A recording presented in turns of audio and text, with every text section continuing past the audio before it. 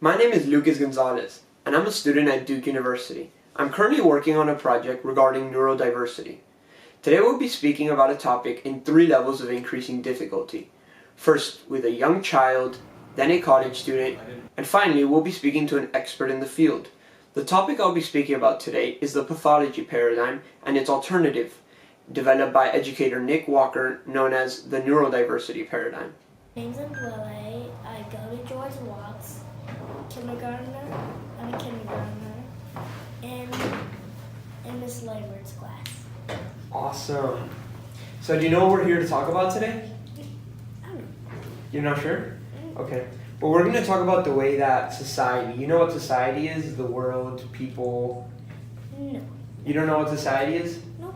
Okay, well think about society like everybody at Duke, we're a society, and then everybody in the US, we're a society, okay? So we're going to be talking about how these different societies see people who think different than me and you do, okay? But many of the words that we use today, that maybe even some of your friends in class use, can hurt these people that think differently than us, and they can even hurt them all the way once they're grown up. So maybe you've heard your classmates say things like, that kid has problems, or he's a weirdo, or maybe even things that are more mean than that. Have you ever heard that? I've heard one name. Really? Yeah. What have they said? So this guy named Koya and this girl named Ellie. Koya's keeping a close eye on Ellie and calls Ellie his freaker outer. What? Well, do you see how that's mean? You see how that can hurt somebody? Yep. So that's what we're going to be talking about today, okay? The ways that people can think differently and why we don't want to be hurting those people just for being different than us, okay? You understand that? Okay, so would you agree with me when I say that just because somebody is different in the way that their brain works, that it doesn't mean that they're any worse than us, and it doesn't mean that they should go to the doctor, for example? I agree that's not fair. That's not fair? It's not fair to send people to the doctor just for being different, right? Yeah.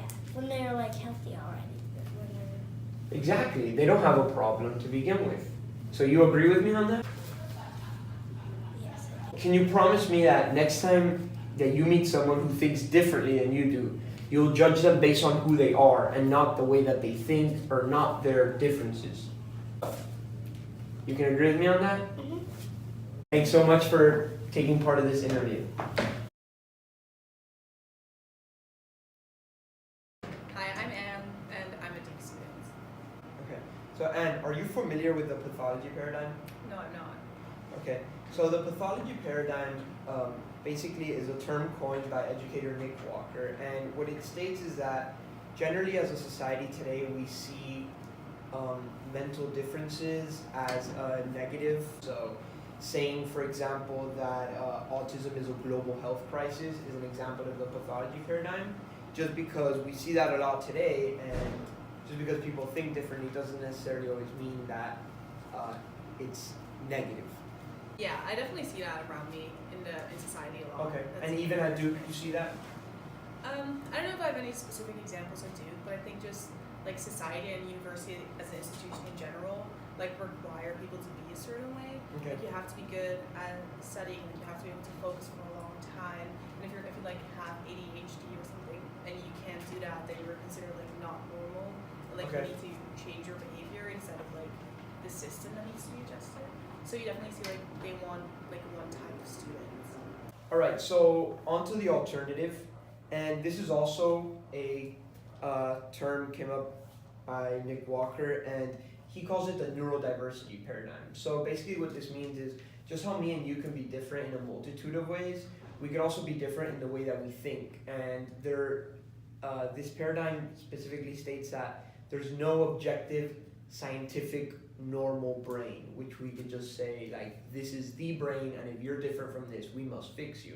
It states that having a diversity of mindsets and ways to think is actually healthy for the human race, just how we're so diverse in many different ways. So which would you say is more beneficial for society? The neurodiversity paradigm or our current situation right now? I think a neurodiversity paradigm would be a very good change to what we have right now, because because I think allowing people to think differently like sparks creativity first of all, and I also think that it would create like a more accepting and inclusive society.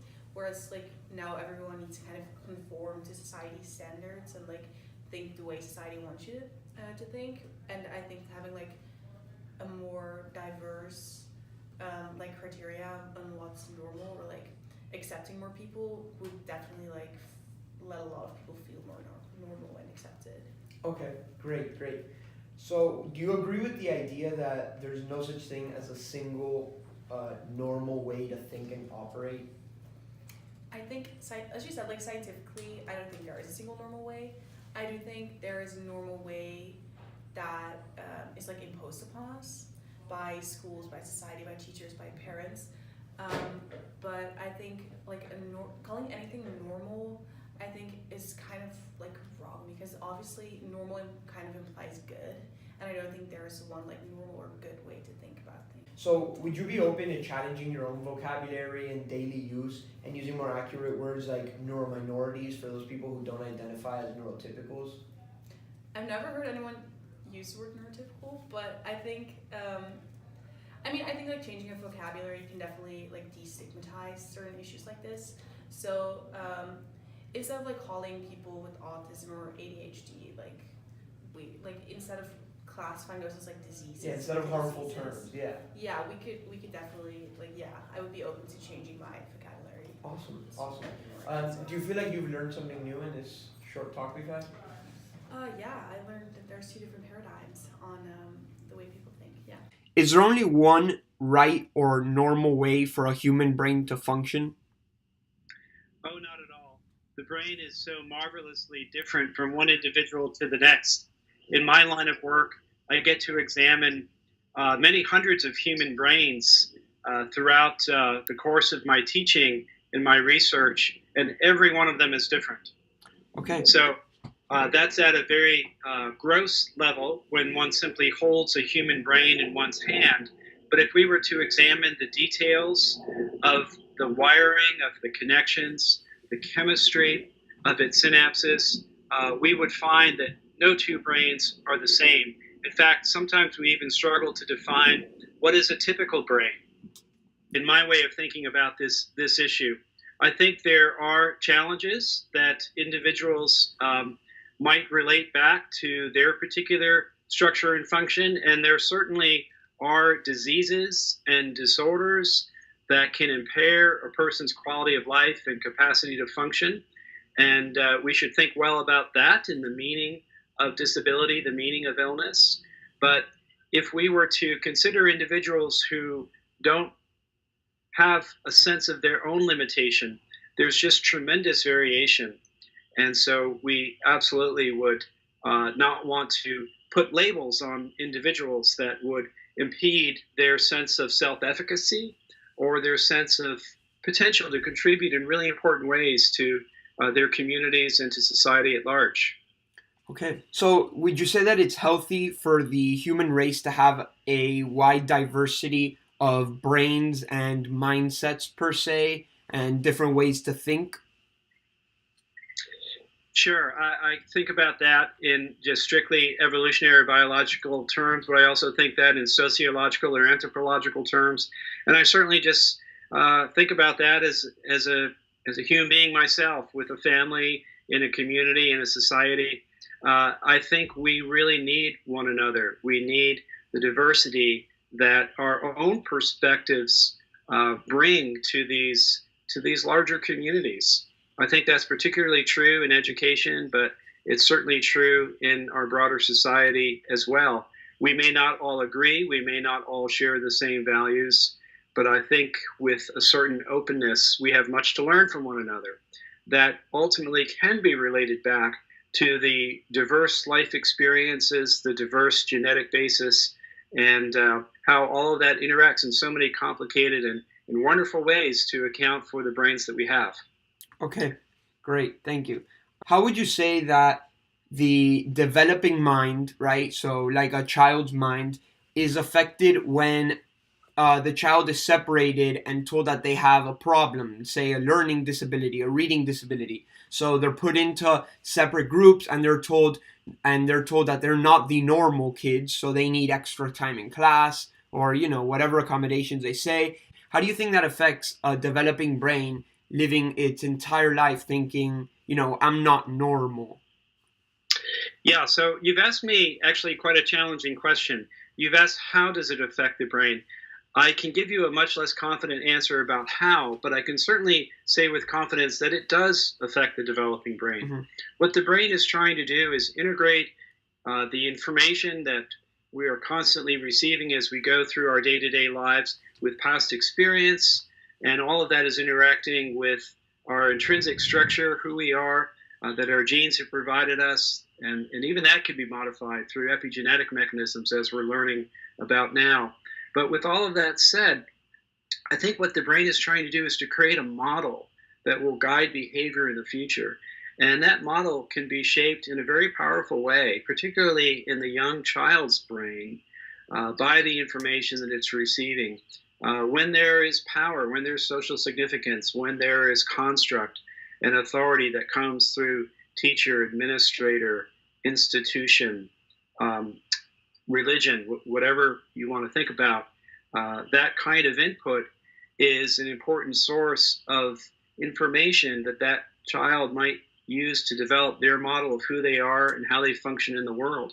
And so I can imagine that for many kids, having that kind of information would really constrain their vision of themselves in a way that I think would potentially limit their capacity to flourish and to experience the world and the richness of it. Okay, great, thank you.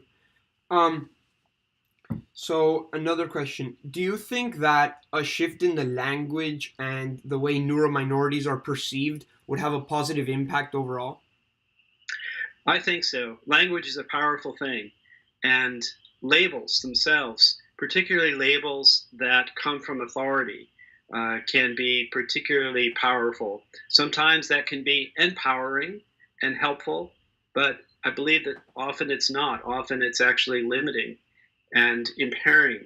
So I think changing the language is an important way to enter a new progressive era where people are valued for who they are, and the diversity that we all represent can be, I think, one of the richest sources of communal strength that we might enjoy as a society. Oh, final question.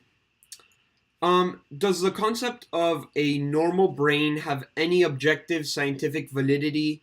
So that is to say, is there one particular way of thinking that we can perceive as normal and the rest are all irregular or damaged? I would tend to disagree with that characterization of the meaning of normal as having a very tight and well-described phenotype. I think there is a range of architectures, there's a range of phenotypes that are certainly consistent with flourishing physically, cognitively, emotionally, in one's social spheres and social relations. And there are extremes that we might consider to be pathological, if I can use that clinical term. And I think what we would like to think is that there's a kind of normal distribution for those brains that are free of pathology or free of atypicality. And then there is a shifted normal distribution for those brains that are in some sense abnormal, diseased, pathological, atypical. But the challenge we face is that that's very unlikely to be the case. There may be distributions that have meaning, but they're overlapping. And there are a lot of us that are squarely in the middle. And the challenge is to understand, well, what does this mean? Does this mean that in some sense I'm typical, I'm healthy, I'm flourishing? But even for the same individual, there still may be a sense that you're atypical in some dimension, or that you do have disorder or disease or pathology. So I would tend to think about it in a multi-dimensional framework rather than a categorical framework where there are elements of health and wellness that some of us experience at a very high level, and at the same time, other dimensions of health and wellness where we're probably not where we want to be or where we could be. So I think we all need help. We all need assistance in life. Sometimes we need more direct intervention that comes in the form of social intervention, medical intervention, etc. But I really hesitate to want to accept those kinds of clinical labels myself. But from a pure biological standpoint, thinking about just the wonderful diversity of human brain architecture, we should really wonder and appreciate that diversity and really resist the temptation to categorize. Huge thanks for your help. Have a nice day. You're welcome. You too. Bye-bye. Bye. Thanks for watching. I hope you've enjoyed my video and that you've learned something new today. Please be sure to rate, comment, and subscribe. Thanks.